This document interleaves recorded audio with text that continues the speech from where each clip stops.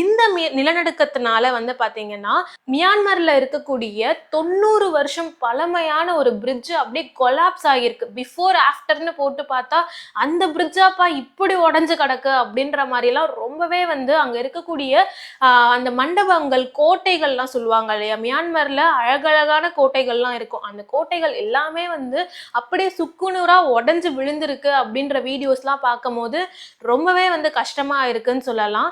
எப்படி மியான்மர்ல இப்படி ஒரு சக்தி வாய்ந்த நிலநடுக்கம் வந்தது, அதுக்கான காரணம் என்னவா இருக்குன்னு சொல்றாங்கன்னா, நம்ம பூமியில வந்து பாத்தீங்கன்னா அதிகமான நிறைய பிளேட்ஸ், நம்ம ஒரு விஷயம் கட்டுறோம், ஒரு பில்டிங்கை கட்டுறோம் அப்படின்னாலுமே அடியில வந்து பூமிக்கு அடியில நம்ம நிறைய பிளேட்ஸ் வந்து ஸ்ட்ராங்கா கட்டணும் அப்படின்னு ஒரு ஃபவுண்டேஷன் வந்து பில்ட் பண்ணுவோம் இல்லையா, அதே மாதிரி பூமியுமே வந்து நிறைய லேயர்ஸான உருவானது தான் அப்படின்றது நம்ம எல்லாருக்கும் தெரியும். அதுல முதல் லேயரை வந்து கிரஸ்ட் அப்படின்னும், செகண்ட் லேயரை மேண்டில் அப்படின்னும், தேர்ட் லேயரை வந்து பாத்தீங்கன்னா கோர் அப்படின்னு சொல்லுவாங்க.